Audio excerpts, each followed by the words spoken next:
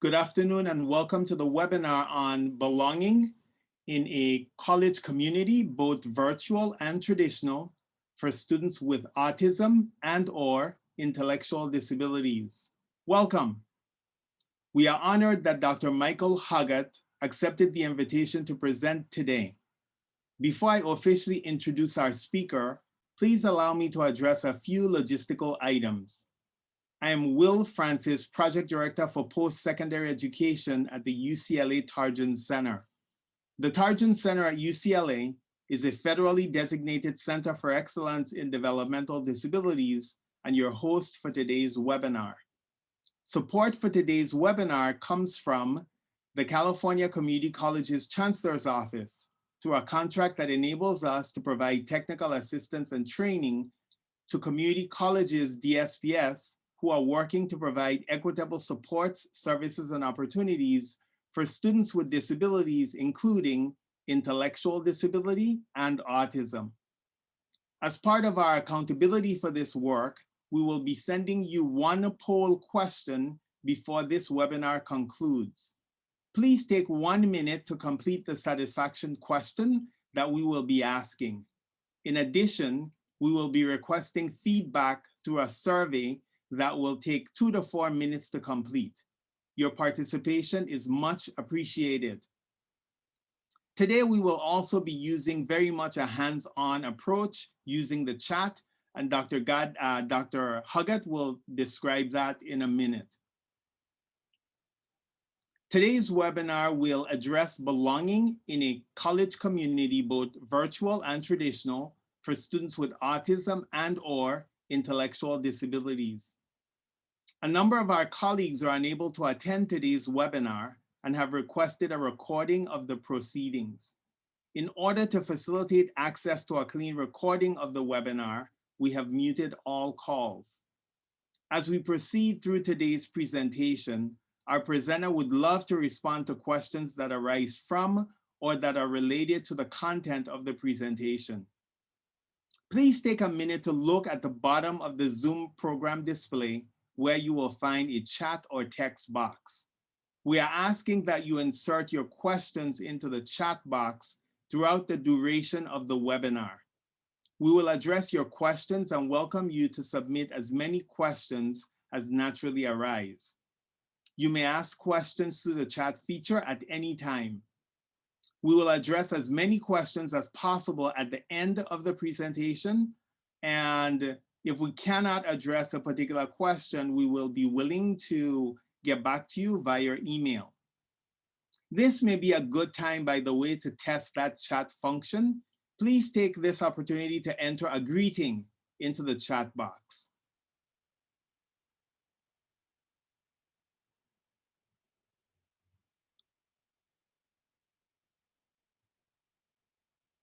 Okay, I see that appears to be happening. Thank you so much.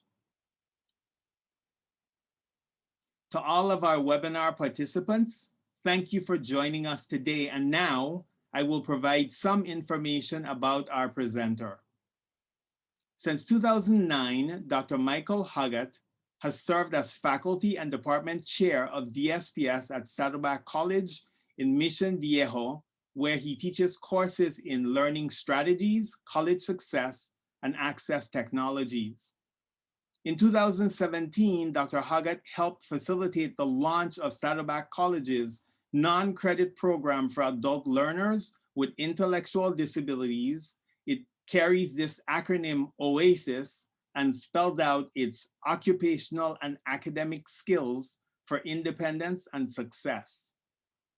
Because of his efforts, Dr. Hoggatt received Saddleback College's President's Award for Leadership and Innovation in 2017 and was named Saddleback College Professor of the Year in 2019.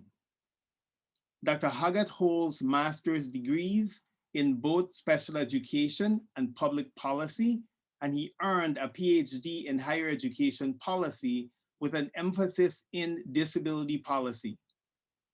His work on disability policy, as well as the intersection of faith and disabilities, has been published in various outlets, including the Community College Journal of Research and Practice, the Journal of the Christian Institute on Disability, the Community College Review, Prism Magazine, and Focus on the Family.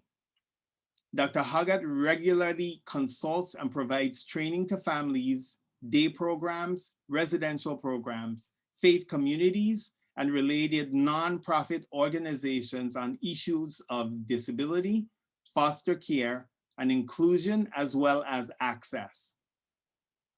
Thank you, Dr. Hoggatt, for your willingness to share from the wealth of your knowledge with California community colleges. And now, without further ado, here's our presenter, Dr. Michael Hoggatt. Thank you, Will. This is exciting. I'm looking forward to the day. I just have to warn you all, as all of you this past year, I am working from home. And as I'm working from home, my son is in the middle of an ABA session. So you may hear screaming or yelling in the background. Everybody's fine. So don't worry, we'll get through this together. So today I'm gonna try to tackle the concept of belonging for students with disabilities in a college setting. Much of my graduate work has been centered on this idea of belonging, as well as the barriers to belonging. And I'm going to try to bring that in as much as I can without overwhelmingly just being dry and boring, as sometimes research can. I will spend some time trying to highlight a few things, trying to really unpack what I mean by belonging. What do I mean by inclusion? What do we mean by access? And can we think of more?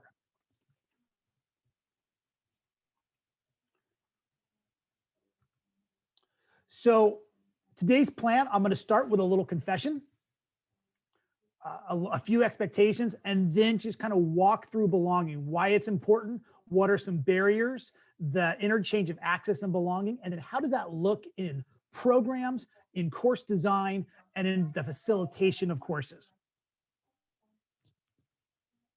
So confession, as they say, is good for the soul. And one of the things about best practices for creating community or creating belonging in a virtual environment is this idea of vulnerability. So I want to be as open and honest with you as I can about why this is important to me. So I want to share two particular stories of that impact me when it comes to belonging. I've had the privilege of being a foster parent on a number of occasions, foster adoptive parent. About 13 years ago, my wife and I had the opportunity to bring a young 3.5-year-old into our home, diagnosed with intellectual disabilities and autism. She had been bounced around the system. She had been in about 10 different placements by the time she came to our doorstep at 3.5. And didn't have a lot of words. The first night with us, the very first night, she got up in the morning, I don't know, 5:30. My wife and I are not morning people. But she crawled into bed, put a hand under each of our necks, pulled our faces towards her, and just said the word family. And that's kind of an aw shucks. It's kind of like a heartwarming moment, but it speaks to this deep-seated desire to belong for someone who had been disrupted, is the formal word that foster care uses for blown placements, had been disrupted time and time again, and even actually been put out for adoption and then given back. This sense of belonging just never left. And that didn't start my journey into thinking about belonging, but it reinforced this idea that this is such an important component. Another story happened, not too long before that. I was teaching an adult ed program. I was just about 30 years old. There was a young man, only a couple years younger than me, really big guy, intellectual disabilities, really didn't fit in, had real trouble fitting in. And he spent most of his time alone. He'd come to class and then he'd be home. He'd sit at home all day because his mom and dad both worked 2 jobs. And so he would just sit at home and he would watch kind of fantasy type movies and shows. He'd look at comic books. He wouldn't really read comic books, but he'd look at comic books. So I got us passes back when you could to Comic-Con. And he and I went to Comic-Con together. And I remember so if you're from the San Diego area, Comic-Con is down kind of near Gaslamp area at this one hotel. And one of the best ways to get in is you kind of park at the stadium and you take the trolley in. So we get in the trolley. And this is a young man who was aware that people had made fun of him. But we're sitting in the trolley, and on comes the trolley, comes this guy with a cloak and a broadsword, comes two other individuals kind of in their cosplay outfits. And he looked at me, he nudged my arm and he smiled. And at that moment, there was hey, these are my people. It wasn't an issue of these are my people because they have a label of intellectual disabilities. These are my people because they have this particular, no, these are just my people. There was this sense of belonging that he felt that resonated with me, because at that moment, he found his place. And that's what I'm looking for. Okay, so that's a little bit about me, why this is important to me. So I have some expectations though for today. I want you to use the chat. And how I want you to use the chat, I mean, talk to each other, do whatever you're gonna do, but I'm gonna ask questions. Throughout this presentation, I'm gonna ask questions, and I want you to brag about what you do. So if you have a brag about your program, your class, your students, and it fits the question, I want you to brag. Make a recommendation. I do ask that you keep your rants to yourself, because it's just not productive.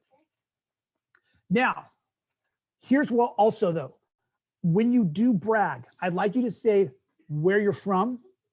So, Saddleback College, we do this. Sierra College, we do this, whatever it is. And if it's something that you were doing before COVID, BCE, just like historians, BCE. If it's something you have been implemented during this virtual learning experience, give me kind of a CE. So for instance, once we went virtual, we started doing this. Okay, so what I'm gonna do with that chat is I'm gonna compile that and try to create, for lack of a better word, a brag sheet on best practices for all of us who are doing this, so that we get some insight. And I'm going to get it back out to you guys. I'm not sure how I'm going to get it back out, either through the IDD ASD listserv, or Will's going to help me because Will communicates with everybody. So I'm going to lean on him for this. Okay, so let's get into it.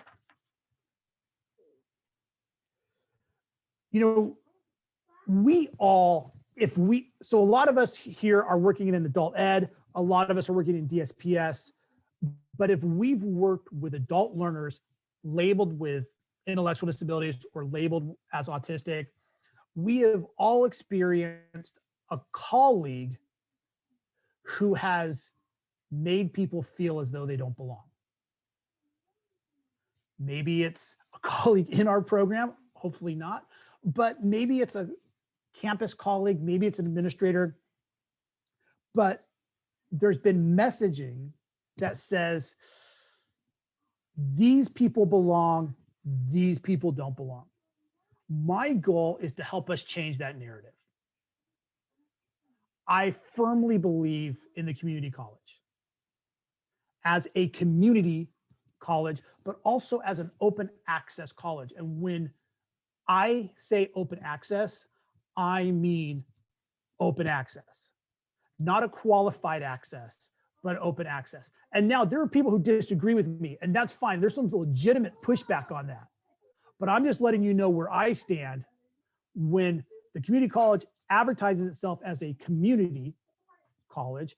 I believe that's what it is. And when it advertises itself as open access, I believe that's what it is. So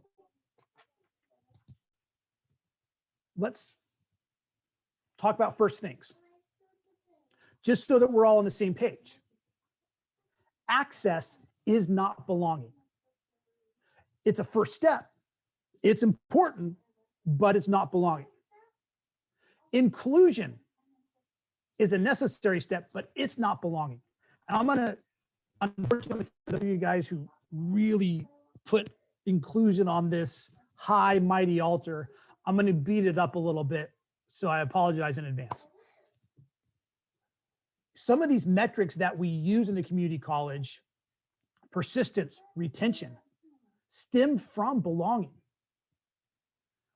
I'm going to use community as a proxy for belonging from time to time, but I won't use engagement as a proxy for belonging. If you're familiar with some of the research on community college or the RP group, for those of you guys who are aware enough and you know what I'm talking about when I talk about like the poppy copy, engagement, retention, persistence, these are some big ticket items in the community college. They stem from the opportunity for belonging, this opportunity to create belonging. Now, some of you guys are doing a wonderful job at providing accommodations, and you are doing some amazing math working the funding formula. But belonging isn't part of the funding formula. It's not part of ADA, 504, Title V. It's not an accommodation. It's bigger, and it's actually harder to measure. You know, it's the things that don't have to be done, but should be done. You know, I give our program a lot of credit. And I'll give the dean over adult ed a lot of credit when everything went online about this time last year, a little earlier. Our adult ed, our college administration was willing to just shut adult ed down. And many adult ed non-credit programs were. Well, there was no requirement that said we had to keep doing it, but there was an obligation to do it. And our dean, our department chair at the time, made the commitment, yes, we're going to keep doing this because it's the right thing to do, not because of any requirement on their part. Okay. Why am I going to talk about belonging? Because it is at the heartbeat of inclusion and it applies to all students. I've had the opportunity to spend time in day programs and residential programs from the Balkans to North Africa to the Great Lakes. I've peeked into day programs in Canada and throughout California, and not to mention post-secondary programs. There are differences aplenty from just kind of cultural norms and mores, but the one thing that is consistent across all of those is this need to belong, this sense, this desire to feel safe, to feel like I matter. Research shows that when students belong, when students feel as though they belong, they're more motivated to complete classwork, they feel safe enough to contribute to discussions, and they're more open to feedback. This is part of teaching, part of instruction. We want motivated, safe students who take feedback. How do we get them there? We create opportunities, we create this community in which students are valued, recognized, where students belong.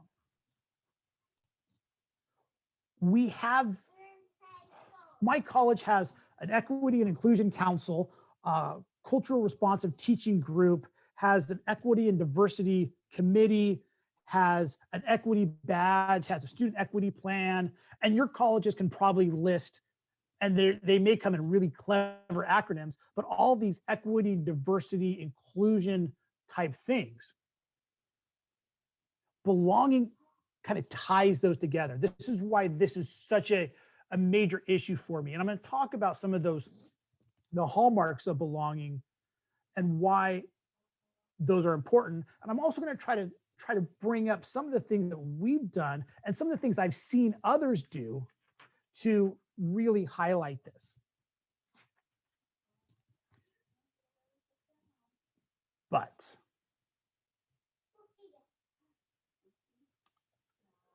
we live in the real world.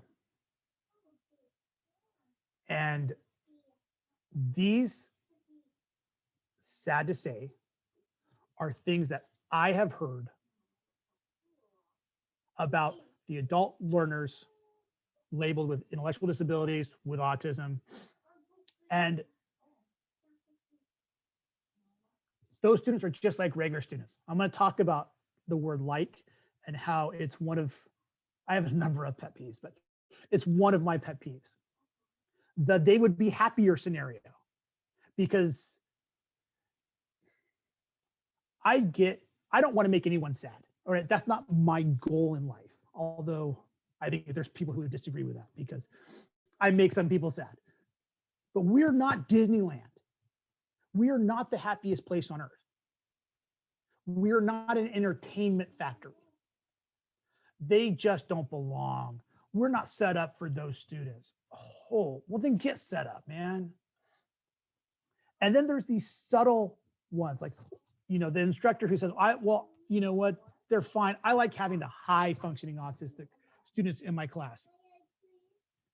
Let's get rid of those labels altogether.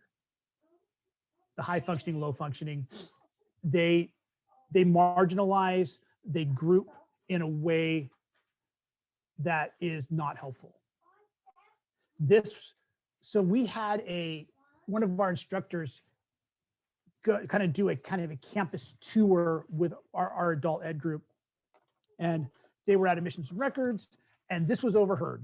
Go ahead and help them, but make sure you help real students if they come in. And this is not isolated. And I'm sure many of you guys could share stories similar to this from your own campus experiences. Stories that are just as terrible. So I want to talk about like. Let's stop calling adult students with disabilities like regular college students. They're just like regular college students. The word like, by definition, means not the same. An apple is like an orange. It's not an orange, but it's like an orange in that they're both fruit. But in order for something to be like something, it first and foremost must be different. And then it has qualities that are recognizable as the real thing. The word like, in this sense, is incompatible with belonging, with creating community. They're just like our regular students. That's a problem. That's a cultural mind shift on your campus that needs to be adjusted. And there's multiple ways of adjusting. I tend to take the kick in the pants approach, but that's not as popular with everybody, so I won't recommend it. But these issues of belonging, they're issues that extended test time, note-taking, captioning cannot resolve. Those are good things. And many people in this webinar today are doing amazing jobs at making sure that students get meaningful accommodations in good time so that they can succeed here in post-secondary education. However, there is an argument, and I'm not necessarily making this argument, but I want to throw it out there. There's an argument that says every time that accommodations are made, we strip away a sense of belonging. And the argument behind that is this, because by the instructor who doesn't have a universally designed classroom is creating an us-them. There's those students who take the test here, and then there are those students who get extended test time over here. So we have to keep doing this because many of our faculty colleagues across campuses are unwilling to kind of embrace a larger view of students in their own classroom, whether that's universal design and learning that is kind of culturally relevant, ability related, whatever it is. And so we do have to make those adjustments. We do have to advocate, but it's a reminder that there's still barriers to this overall sense of belonging. The research on belonging and barriers to belonging is pretty well documented. Students with disabilities in higher ed are under-researched just in general. We know there's institutional and attitudinal barriers. If you've been in this field long enough, you know that homelessness, poverty, unemployment are higher for the students we serve than for the general population. We know that if you do the research, and Baca and McNor did an amazing study of what they called almost friendships, which is this idea that adult learners with disabilities, adults with intellectual disabilities, have limited opportunity to have freely chosen friendships. They have programmatic individuals in their lives for social bonding, which is why so many students refer to the instructional assistants and the teachers as their friends. They have almost friendships. They're unilateral. They're not reciprocal friendships. COVID-related consequences, read the research on the likelihood of isolation, the complications related to COVID have hit this group harder than any other group. Autonomy. Studies show that individuals with autism who identify as transgender and who seek medical care related to that identity report being turned away from that medical care or not having access to that medical care because of their diagnosis. In other words, the research shows that there's a tendency to compartmentalize students with autism or intellectual disabilities as being a particular type of expression only. You are allowed to express this type of sexuality, not this type of sexuality. You are allowed to do this and not this, and I won't see that from you any other way. For just to look at some of these barriers of belonging, I encourage you to look at Wolfensberger's wounds. You could Google Wolfensberger's wounds. There's 18 wounds that he identified of devalued individuals who have trouble belonging. So here's my first question for the chat. And I'm not going to stay on this too long, but a lot of campuses do a great job of addressing these non-academic barriers.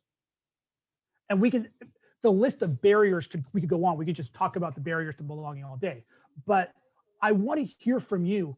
This is your opportunity. Brag about your campus. What are you doing? What is it that your program, your campus is doing that's really addressing some of these kind of big picture barriers? Take a few minutes and think about it. But I know some of you guys know, hey, this is, I've wanted to share this. I wanted to brag about what we're doing. We're partnering with so-and-so, or we're doing this. So let us know. Okay. Invitations, access, are not belonging. There's a movie called The Greatest Game. Shia LaBeouf. It's a Disney movie, one of those feel-good sports Disney movies that, I don't know, I like. So Shia LaBeouf is a caddy from a poor family, and he makes it to the US Open. And there's this kind of high-end reception. And a gentleman approaches to him and says, "Young man, you may have been invited, but don't get the idea that you belong." And I think that's the message that many of our campuses are sending to our adult community you may have a class here, but this isn't really for you. You know, our program, when we first launched in 2017, we took over an adult education program. And a lot of you guys have kind of a similar setup. We tried to be intentional about belonging in a variety of ways.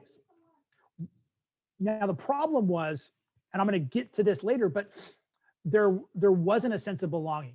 There was a sense of fun, but there wasn't a sense of belonging. And I'll explain later why that is. But we try to do a few things to kind of connect to students' desires. The first was there had been a long tradition of bowling, so we kept bowling in place. We funded busing for that. We had a faculty member pay for all the bowling for the first semester. And then that's my son. Then we gradually phased that out and transitioned it to another area. We kept the annual barbecue. Myself, one of the adult education instructors, and one of our staff, did a Costco run, and we're just going to do this for the community. So kind of keeping some of those artifacts and touchstones. We highlighted the fact we leaned heavily into you're part of Saddleback College, and you'd be amazed at how many students now, wear Saddleback College swag. They'll have to get rid of, we're changing our mascot like everyone else is.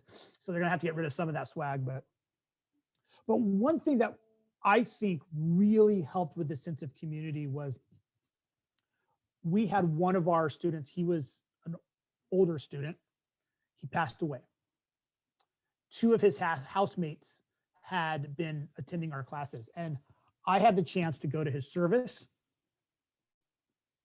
And what that did, it showed those other two students that our program, and me as the proxy for the program, cared about what was going on outside of class.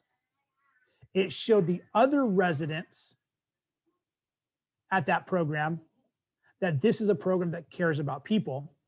I learned more about those students and the student who passed away in the few hours I was over there than I had in an entire year of classes.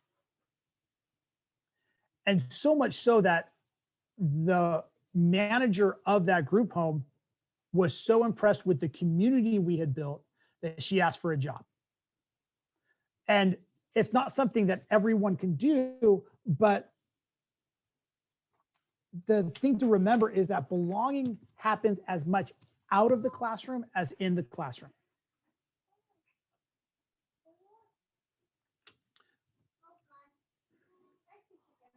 So how do we look at access as more than just an invitation?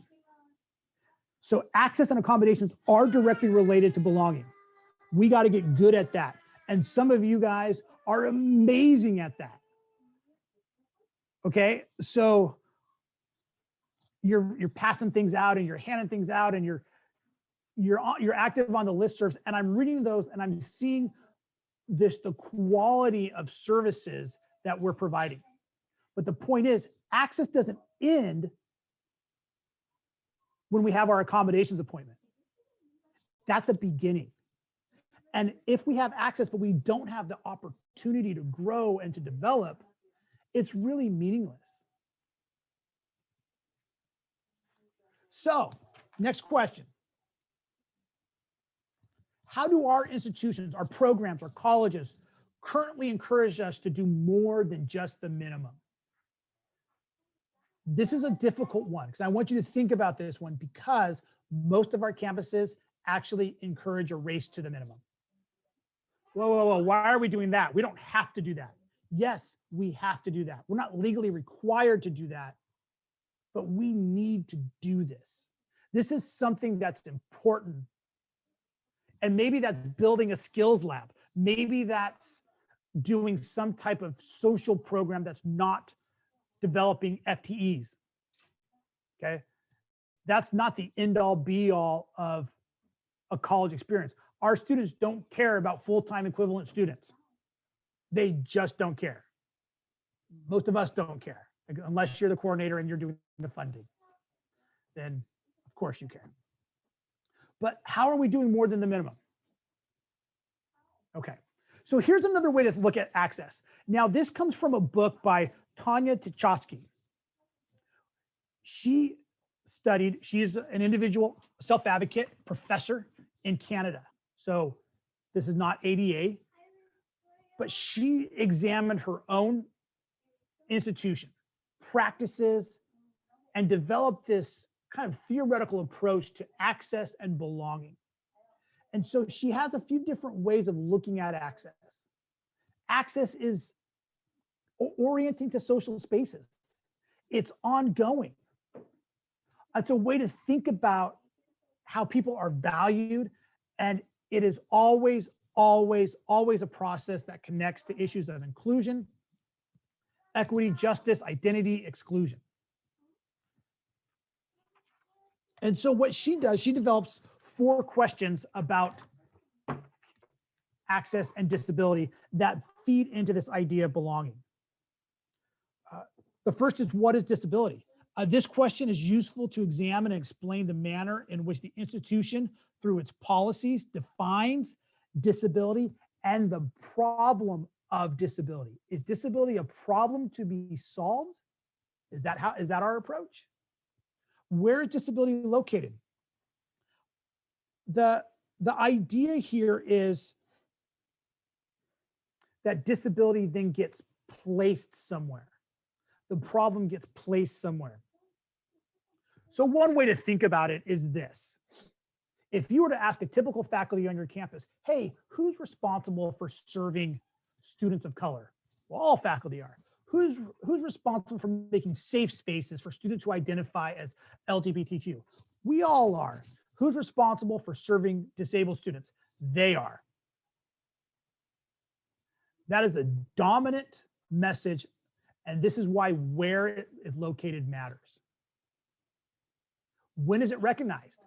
Is it recognized once you've gone through the hoops and I decide when you actually have a disability?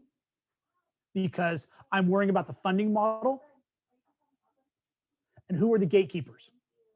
These are things that are within our own departments typically that we need to examine. So I have another question. This is a little bit more homeworky. So sorry for that word. Homeworky, it's a good word. So how does a broader definition of access align with how we currently distribute services to disabled students? Are our processes, our policies burdensome? Are we, through our own processes and campus culture, actually preventing connection and engagement? Or are we, through our policies and practices and culture, creating the space and the opportunity for students to connect, to engage, and to belong?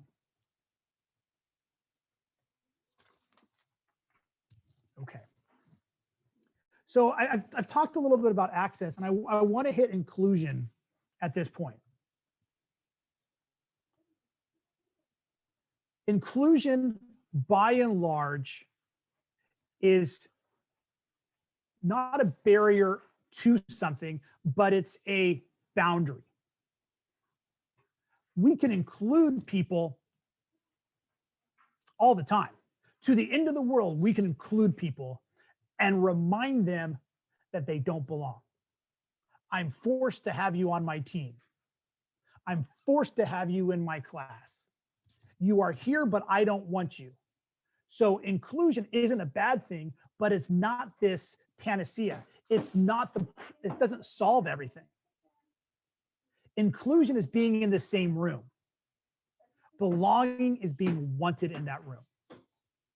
And that is where I want us to go.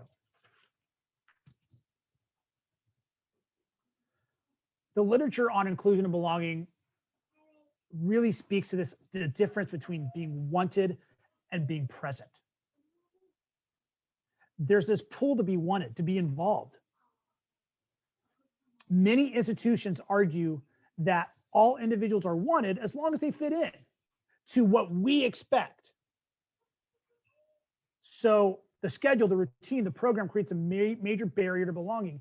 And a lot of our adult ed programs are designed to mitigate that. But are we reinforcing that by offsite locations? By, here's the sports track and your class is in the trailer over here. In a previous slide, one of the questions was, where is disability located?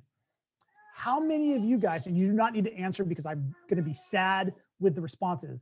How many of you guys, your disability related classrooms or services are in less than ideal locations on campus or in trailers? I've been in a trailer for 10 years. I hate it. I am half a mile away from the rest of campus. I'm still on the same campus. And I know that many of you have that too. And so this is not something that we're done with. It's something we're working towards. So we've talked kind of about what access is, inclusion, all that stuff. So what does the literature say about belonging? What is it? Well, simply it's fitting in. It's being connected. It's having other people say, you have value. It's being missed. It's being respected and supported. It's knowing that relationships have stability and are ongoing. And this idea of stability, I'm going to get to when I talk about programs, is so crucial. Students say three things. When students have been surveyed time and time again, they say they feel they belong when they're recognized for their accomplishments, when they have the ability to express their opinions safely. Hey, I can give my opinion, I can give my input, and it's going to be accepted. And that their contributions are valued. Recognized, recognition, expression, contributions. That's what students say time and time again when they're asked, what do you think of as belonging? This is what they want. Here's another way to look at that. There was a study done about 25 years ago, which the initial study looked at students who identify as LGBTQ. And they were polled, the messages you receive in class, classify them. And messages were classified as implicitly marginalizing, explicitly marginalizing, explicitly centralizing, or implicitly centralizing. So centralizing would be, hey, your views are central to our class. Your perspective, your body is central to this class, or is it marginalizing? Now, one of the things that we've come quite a ways in that the explicitly marginalizing messages were really low because a lot of instructors have gotten really good at avoiding hot button terms. But that doesn't mean that everything was good. In fact, the students in the initial study found that the majority of messaging from their instructors and their program was implicitly marginalizing. Now, that same study has been replicated with all types of traditionally marginalized students, including students who identify as having a disability, and it's the same results time and time again. Implicitly marginalizing is over 50% of the messaging that students are receiving. Now, we can argue, well, it's misinterpretation, it's things like that, but even the argument about misinterpretation is in some ways marginalizing, saying, you just don't get it. If you were smarter, if you understood me, you know that I'm centralizing or I'm expressing this idea of belonging. So what ways do our institutions send implicitly marginalizing messages? It could be where a program's located. It could be in the way that instructors as kind of come together to complain about accommodations. How do we send centralizing messages? that students matter, that they matter to the campus, that they matter to the program, that they matter to the department, they matter in the class.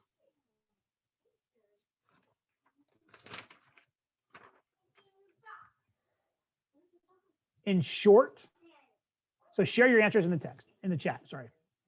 In short, students belong when they are welcomed, when they are valued, when they are needed, when they have a purpose, and when they are missed. Take all the literature on belonging, you can boil it down to those 5.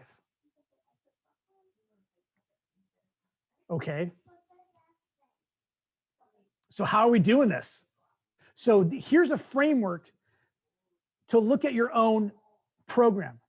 What do we do to make new, returning, and potential students feel welcomed? You don't need to answer these, but I'd encourage you to take these and use them as a lens to look at your own program. How do we celebrate our students? What mechanisms are in place to show that students in our program are necessary? Do students feel their presence has a purpose? So I mentioned before that when we took over our adult ed program, students were kept busy. They were watching cartoons, they were doing coloring, they were having fun. Fun is important. Don't get me wrong. A good instructor, a good classroom is going to make the learning fun, but fun is a means, not an end. There must be purpose. I want you to get a job. I want you to live more independently. I want you to have, all the good things in life. I don't know what those are. I'm still trying to figure that out. But can you identify what the purpose of your program is? And you cannot say, well, it's somewhere for them to be during the day. Okay, because if that's your answer, you need to reevaluate what you're doing, because that does a disservice to the people we're trying to serve, to partner with. How do we let students know they've been missed? I mean, there should be a mechanism. A good teacher lets their students know they're missed. Now that could be they're missed in class, like, hey, I didn't see you yesterday, or hey, where were you last week? But it could be, hey, has anyone heard from Mike? He was taking classes for a year and he just dropped off the radar. Do we have a number for him? Do you think we can call? I want to be missed. There's nothing worse than someone saying, oh, hey, were you at that thing yesterday? No, I missed it. Oh, you were? Yeah, I didn't notice. Oh, okay. Well, I guess I didn't need to be there. How are they missed? Okay. So I want to be mindful of time, and I know I'm pushing time here. So let's talk a little bit about belonging in programs, belonging in courses, and kind of that specificity. John Levin and his associates, John Levin runs the California Community College Collaborative, C4, at the University of California, Riverside.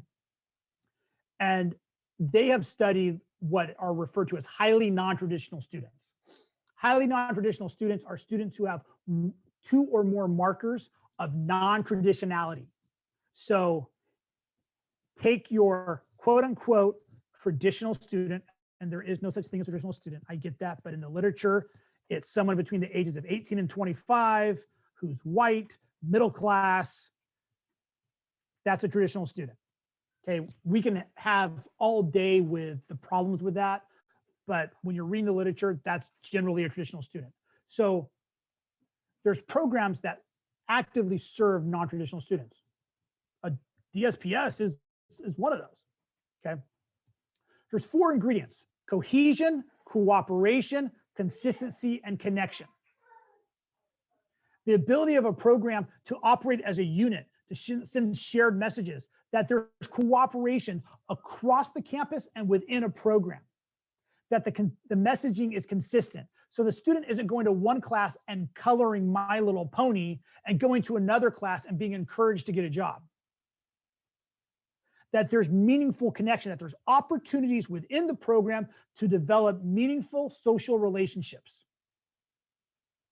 And that those social relationships are not predetermined, but allowed to develop organically.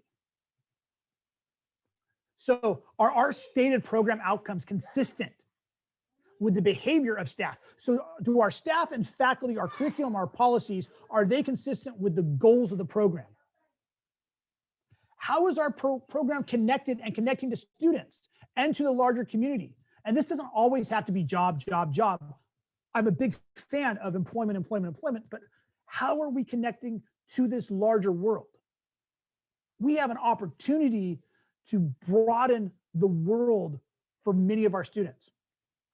Cooperation. Is it clear to the students and community that staff, part-time faculty, full-time faculty, and administration, I'm talking to administrators right now, that administration, that you guys are working together? I'm not saying, so, okay, administrators, I'm not talking to you right now, I'm talking to faculty.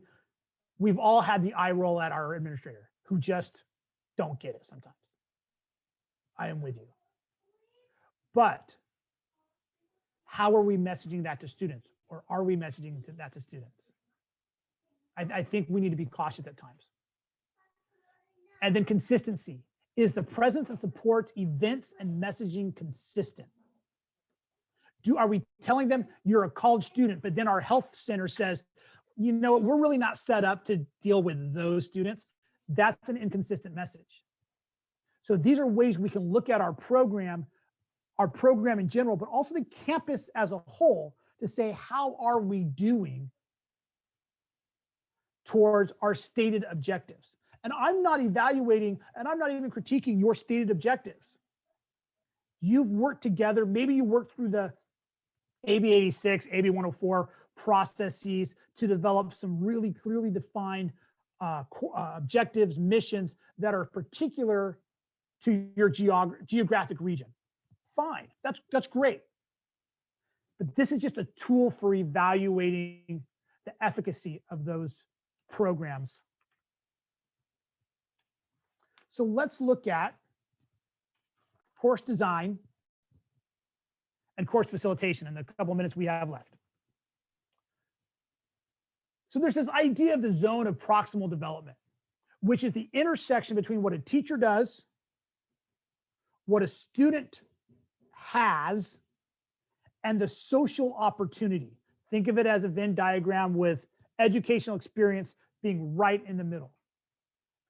When we're online and we're designing courses, we are often designing courses that really just focus on the cognitive and the teaching elements of the educational experience. But that social belonging has been shown to be so important to the learning environment for all learners that the online environment has often neglected that.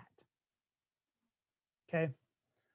So when we're designing courses, we need to be mindful of that, because this is, again, part of this belonging element that gets lost in the online and the virtual world. Yeah, I built this amazing Canvas shell. It is awesome. It's got bells and whistles. It's awesome. Or I do a mean Zoom lecture. Fine, great. Great for you. How are you creating opportunities for students to connect with each other? That is the question for this virtual environment, okay? Because we are currently in that.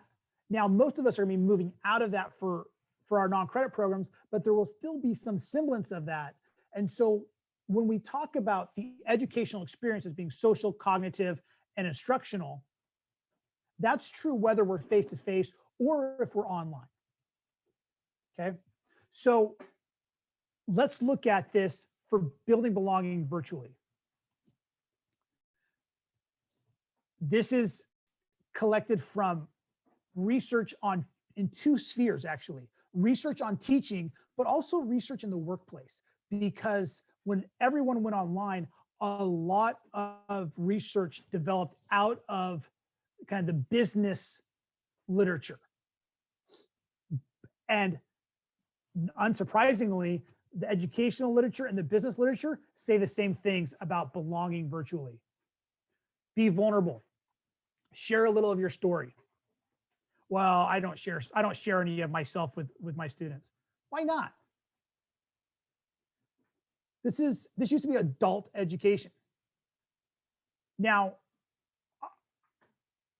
a lot of us use that, well, I have to have really good boundaries. And what you really mean is you have to have really good barriers. Boundaries are tools for connecting in a healthy manner one with another. So I ask you, why not share a little of your story? I'm not saying share seedy details, but open up a little bit, because that opening up also builds trust. And I'm going to intentionally share my story. I'm going to share myself with my students because I know that that will help build trust. I'm going to recognize positive contributions, and I'm going to create opportunities for you to give back, to connect. Now, in a webinar like this, the best I can do is really ask for your feedback in the chat, and then I'm going to share that back with you to try to be as inclusive as possible. It's difficult in a webinar. It's a lot different than if I saw kind of the Brady Bunch screen and saw all your faces and we were doing a Zoom classroom of some kind. But it also means that I need to be present in the moment. Well, what does that mean? What that means is when I am creating a virtual opportunity, that I am honest. Hey, my kid's doing ABA. Hey, I see something in your background. We're going to laugh at that. We're going to stop. I had this plan for today. We're going to stop because I just feel like we're not connecting today. That's okay too. So those are just some general tips for building belonging virtually. And there's some questions that we can ask when it comes to course design. And there's a couple of things I want to hit back on when it comes to program design as well, because it fits with this. Are our courses, whether they're brick and mortar or virtual, are they set up to allow for peer-to-peer interaction? Or do we deem peer-to-peer interaction as disruptive? Guys, stop talking. Guys, stop talking. Stop talking. Rather than, hey, what do you got to say? Is the content designed to be culturally inclusive across the board? Is it universally designed? Are you making social ramps to facilitate conversation, including introductions? Sorry, this got cut off, but consider developing introduction scripts. So and I know a lot of our classes aren't using discussion boards. They're a little bit too verbal, but in a good discussion board, the instructor is going to model what an initial post will look like. Well, in an introduction, I'm going to model what a good introduction. Okay. Are all my recorded lectures formal? Does it feel like I'm reading the research has shown that students have greater learning gains from presentations in which instructors speak more informally? Is that how I'm recording? Or am I alive? If I'm asking students who already may have a cognitive load that is heavy because of the virtual environment, am I asking them to bear more and to interpret things that they don't need to interpret? So think about that when I'm designing my courses, okay? Now, when I'm facilitating my courses, I want to make sure that my instructional language supports community. How are my instructors and staff, so this is also true not just for course facilitation, but program facilitation. How do instructors communicate to students that they are interested in supporting their success? How do instructors demonstrate vulnerability? How do instructors acknowledge student contributions? So this is also true, this intentionality of community building is true amongst each other.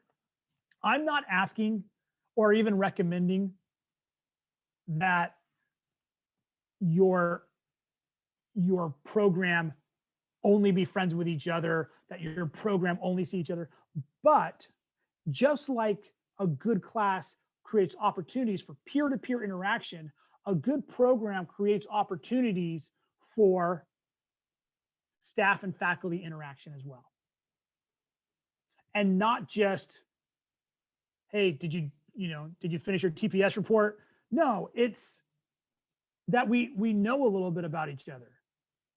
One of the things we did intentionally at the beginning of our program, which is not happening in COVID, obviously, but we started doing a social hour.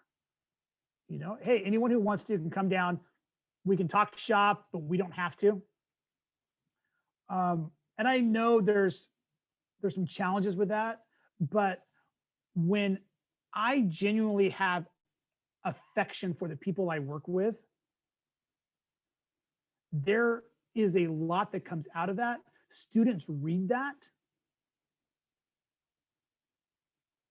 I have worked for 25 years with adults with intellectual disabilities and autism.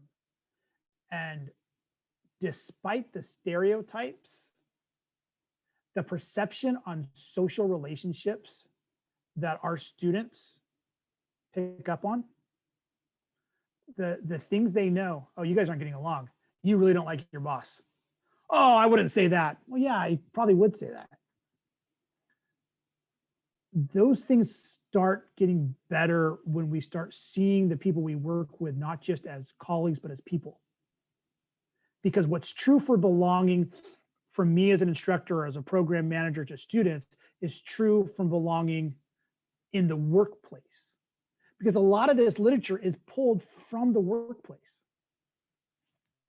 And so I'm not saying, hey, do everything different. I'm not saying you're doing everything wrong. But what I am saying is, if you've been tasked with, hey, we want to see persistence go up, retention go up, we want to make sure that students are accessing the class, focus on belonging. If you want students to succeed, and I'm not defining success,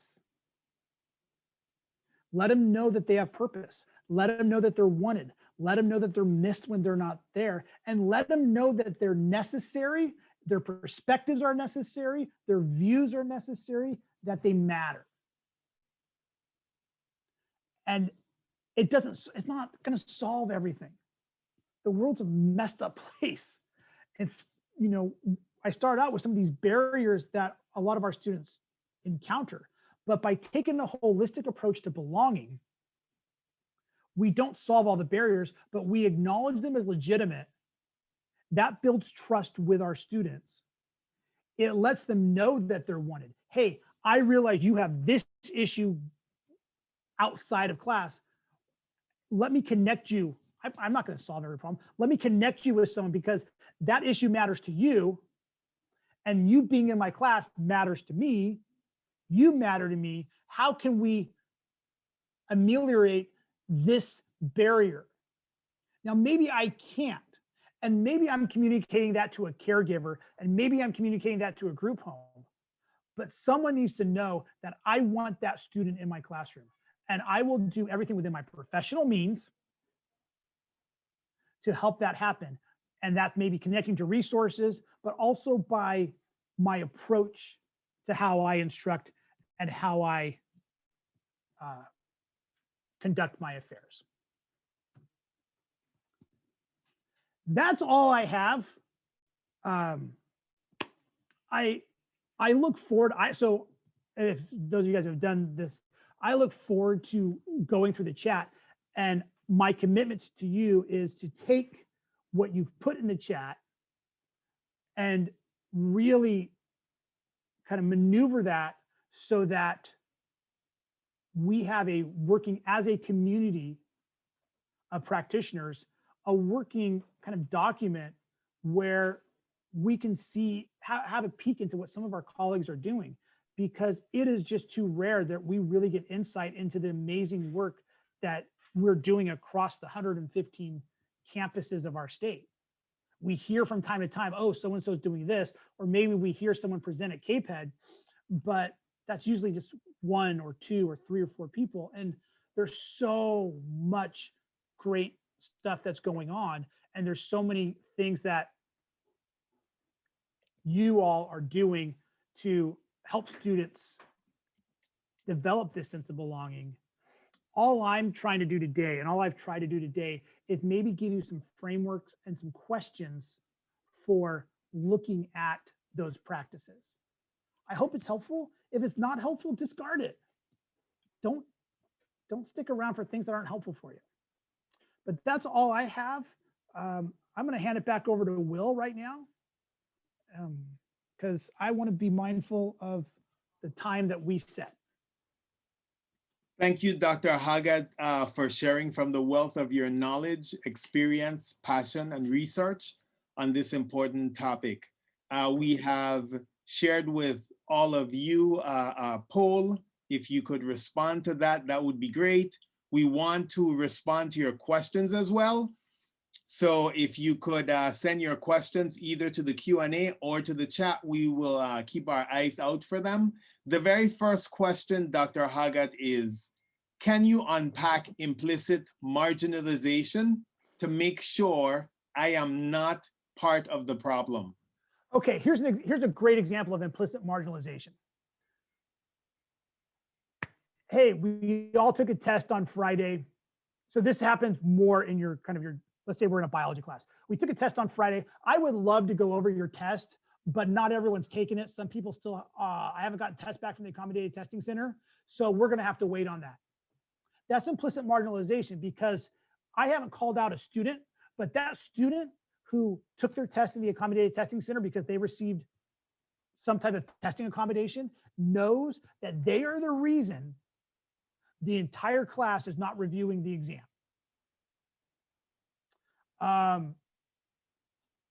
Implicit marginalization is preemptively judging. So the one example is for the accommodation, but another example of implicit marginalization has to do with the way I implicitly, I use particular language that either, here's another example with language. The handy-capable, differently abled, I'm not going to say the D word. Whereas self-advocates across the board, and you can hashtag it, hashtag say the word, or hashtag not special needs.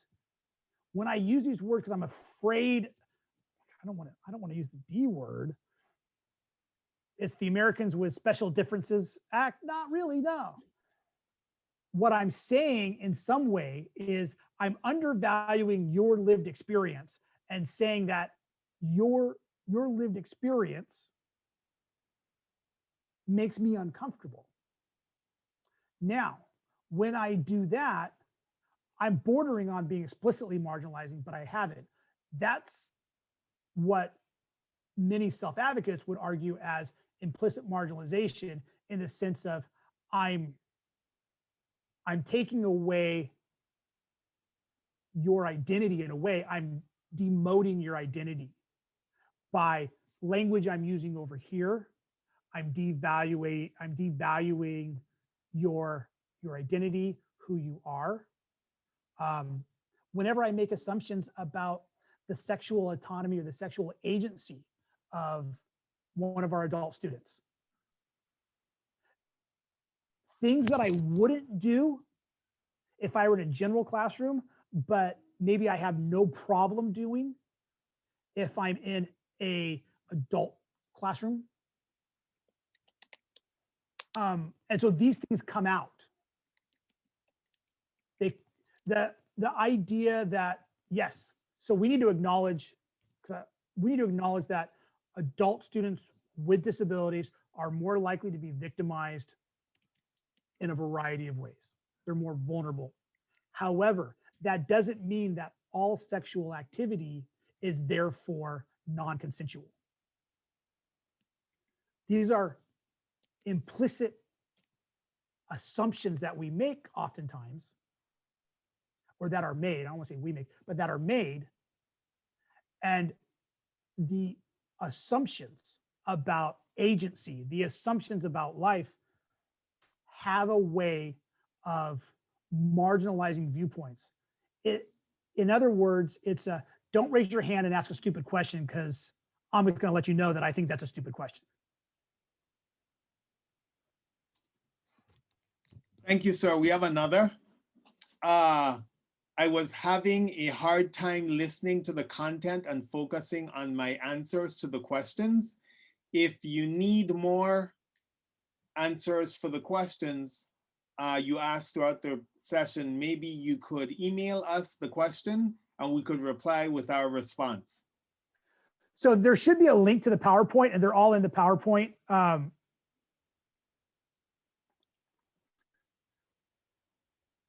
So I'll leave that to Will. Very good. I read it live. Okay, so here's another, seems like it's a question. Those subtle language differentiations are essential, but require so much practice with a conscious effort. How can that kind of training even be applied? So here's how. When my only interaction with disabled adults is in the classroom, it's going to be very hard.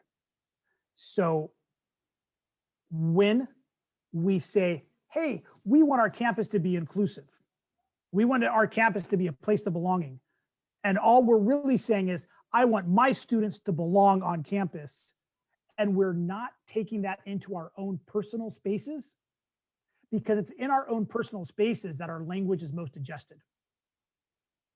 And so our worldview changes as we are in relationship. I mean, I have the great opportunity. I have an amazing, she's going to be 16 on Saturday, a 16-year-old daughter, intellectual disabilities and autism. And she teaches me so much about how to talk about it. And the first thing she'll say is, hi, my name's Summer, I have autism. And she'll just give you this whole script. And okay, she's comfortable with that. She's giving me language to use with her. I have a 2-year-old in my house who carries a diagnosis of autism, and interacting with other parents, interacting in this community of mine teaches me, refines my language. I get it wrong often, but by being in regular interaction and being open to feedback for improvement. See, one of the things I said about students is students, the recognition, expression, contribution. Students who belong are more open to feedback. Well, as a member of this community, I need to belong and be open to that feedback and allow the students, the parents to refine me. And that only happens if it's part of my DNA. And the question is always, do you know someone or are you friends with someone? And I would encourage those of us who work in kind of disability services to be able to say, yeah, I am friends with someone and I learn from that person. And again, I go back to that, what I said about friends, not someone I'm paid to be in their life, but someone who I say, you know what? This is a mutual relationship. I get something out of this relationship, and I hope you get something out of this relationship. But that's how that is refined. That language is refined, because you can read all the books and watch all the TED Talks and YouTube videos and go to webinars. But until you kind of own it into your life, language doesn't change after reading a book. It changes over time as it evolved and it's refined and pushed back. And it's a difficult one to answer, but it is one that is born in relationship. Thank you so much. Again, Dr. Hoggatt, you're not, this is not the first time that you've presented with us and for us, but we particularly appreciate today's presentation. Thank you for sharing from the wealth of your knowledge, experience, passion, and research on this very important topic. And I will ensure that all that attended receive the PowerPoint and materials from today. I think there's one more question, if we could do this one quickly. There seems to be so much worry about the language of belonging on a college campus, but what about the actions? The actual nuts and bolts of having a neurodivergent person physically in person and on campus. Any closing remarks to that, Dr. Hoggatt? So that kind of goes, so it does start with language, and it starts with kind of access and opportunity, but this is where our campuses have a lot of room to grow. We can educate our colleagues, we can apply, student rights, but the social environment of the college campus, that's where the best work that's being done on belonging is done by students, not by faculty. And that sounds kind of simple, but when I look at some of the students that I've had in my classes, where they're most connected is in our kind of club milieu. And I'm not talking about even a special club. I'm talking about just they found this place. We used to have a LARPing club, don't ask, but on campus, they found a place where they fit, where they felt they fit and they belong. And so then my job was to not get in the way and to make sure other faculty didn't get in the way of what was happening organically. So some of our job is kind of protective, like, hey, there's some great things happening at the student level. And there's some bad things happening at the faculty level. So how do I keep the bad things at bay, access, accommodations, training? How do I promote the organic things that are happening?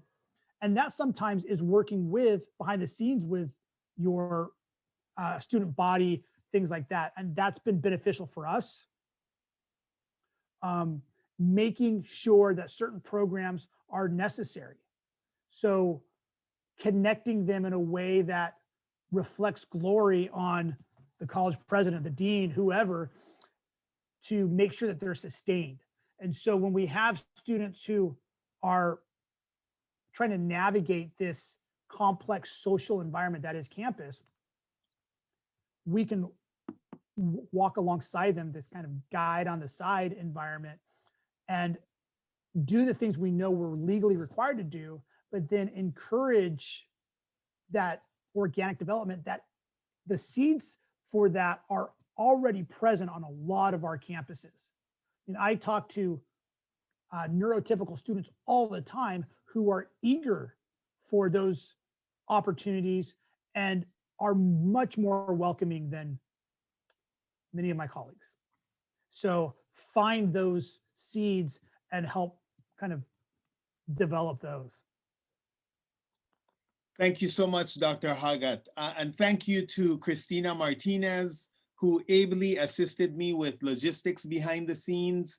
Thank you to Kim, our closed captioner, and thank you to our audience participants who made today possible. Thank you all. I wish you a good rest of the day and rest of the week. Thank you for attending. Again, I will ensure that you get a recording of today's webinar, and please be safe.